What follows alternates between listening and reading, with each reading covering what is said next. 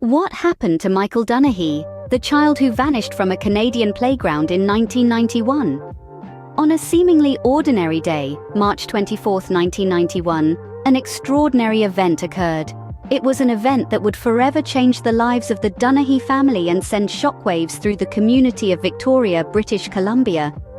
A young boy, Michael Dunahee, disappeared without a trace from a playground at Blanchard Park Elementary School. That day, the school grounds were buzzing with the energy of children enjoying their Sunday playtime. Amid the laughter and shouts of joy, a chilling silence fell. Michael, with his bright smile and sparkling eyes, was nowhere to be found.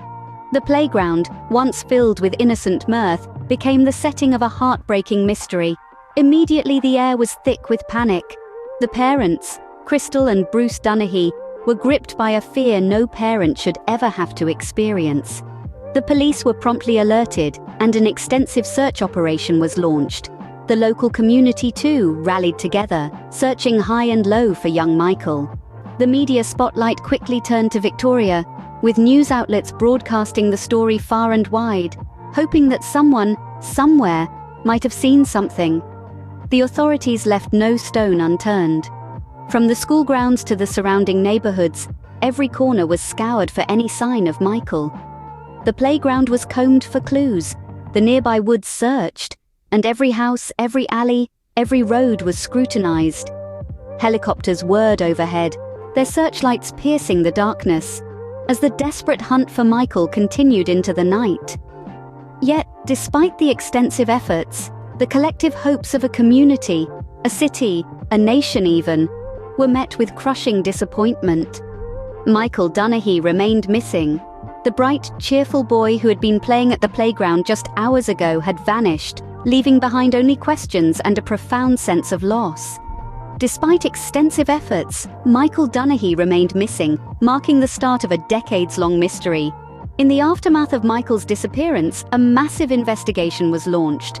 The scale of this investigation was unprecedented.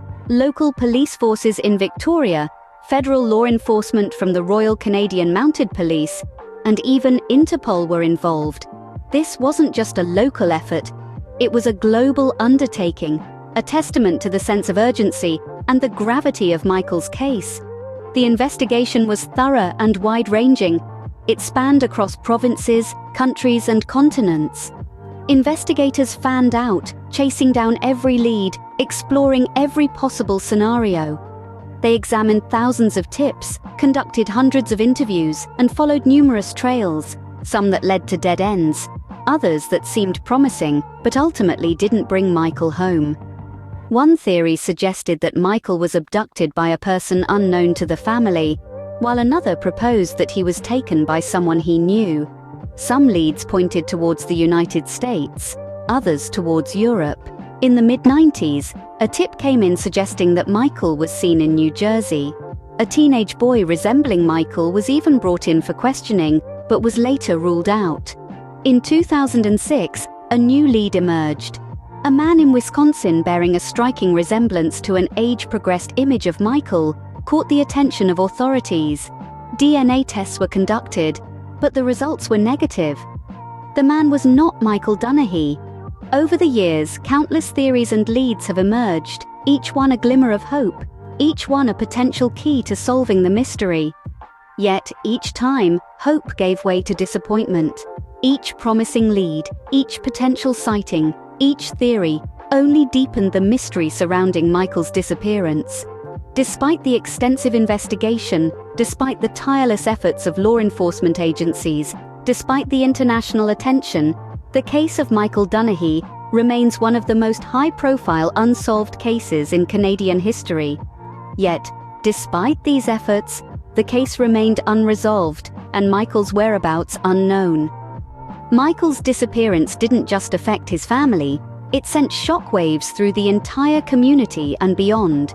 This was not just a story of a missing child, it became a catalyst for a profound societal change. In the wake of Michael's disappearance, the conversation around child safety took a dramatic turn. Suddenly, the vulnerability of children, even in seemingly secure public spaces, was brought to the forefront. Parents, educators, law enforcement officers, and policymakers began to question the adequacy of existing safety measures. The case sparked a national dialogue in Canada about the pressing issue of missing children. It was an awakening, a grim reminder that such tragedies could happen to anyone, anywhere, at any time. The harsh reality of Michael's case pushed the society to confront an uncomfortable truth, that we needed to do more to protect our children. It led to a significant shift in how we approach child safety. The focus shifted to prevention, with an emphasis on educating children about danger, teaching them to recognize potentially unsafe situations, and empowering them to react appropriately. This was a substantial departure from the previous approach, which was largely reactive rather than proactive. Public spaces like parks and schools underwent a re-evaluation of their safety protocols. Stricter measures were put in place, with child-friendly emergency services and increased surveillance becoming common features. The importance of swift and coordinated response in the event of a child going missing was widely recognized. Beyond the practical measures, Michael's case also influenced the cultural perspective. The narrative around missing children was no longer just about the children or their families. It was about the society as a whole, the collective responsibility we bear to ensure the safety of our youngest and most vulnerable members. The case also propelled a surge in volunteerism, with community members coming together to support the Dunahee family and participate in search efforts. It demonstrated the power of community solidarity in times of crisis, setting a precedent for future cases. In essence, Michael's disappearance became a haunting symbol of every parent's worst nightmare. But it also spurred a collective resolve to do everything possible to prevent such tragedies from happening again. Even after 30 years, Michael's family refuses to give up hope. It's a testament to the strength and resilience of the human spirit, a beacon of light in the midst of an unending storm. Amidst the heartache and the uncertainty, they carry on, fueled by the love they have for their son and the belief that one day they will have answers. Bruce and Crystal, Michael's parents, have remained steadfast in their quest, their dedication unwavering. They've made countless public appeals, their voices echoing through the years, reaching out to anyone who might hold the key to their son's disappearance. Their pleas are heartfelt and raw, a poignant reminder of the pain that lingers and the hope that persists. In their tireless pursuit for answers, they've ventured into the digital world, creating a platform for others to join their cause. The website, michaeldunaheetips, VicPD.ca, serves as a conduit for information, a place for anyone with potential leads or new tips to come forward. It's a testament to their relentless determination, their willingness to explore every avenue, no matter how challenging or complex. The family's fight for Michael has also spilled over onto social media with the creation of the Facebook page, "We Will Never Forget Michael Dunahee." The page serves as a digital memorial, a place to honor Michael's memory and to ensure his story continues to be told. It's a call to collective memory, a reminder that Michael is still missing and that his family is still searching. Through it all, the family's hope has never waned. It's been a constant, a beacon that has guided them through the darkest days. Their hope is a testament to their enduring love for Michael, a love that remains as strong today as it was the day he disappeared.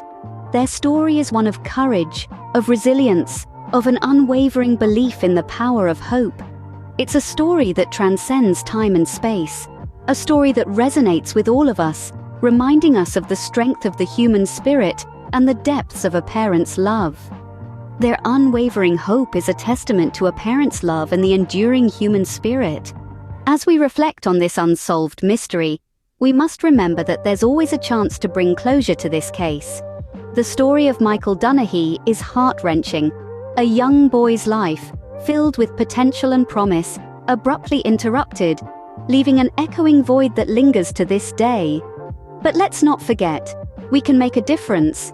The power of community, of collective vigilance, can be transformative.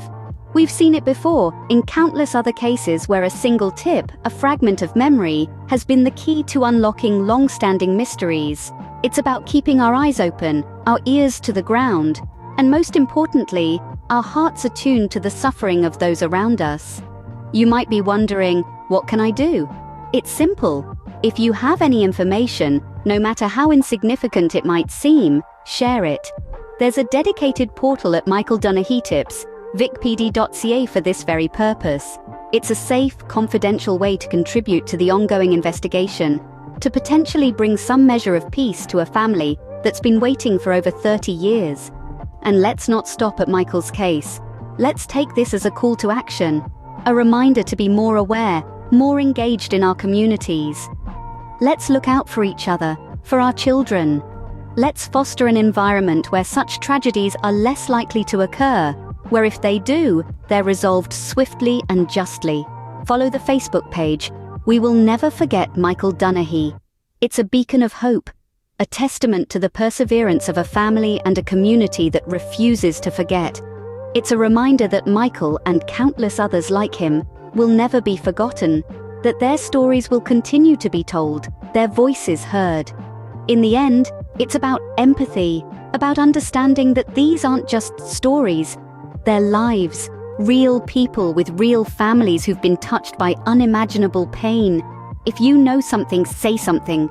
Let's help bring Michael Dunahee home.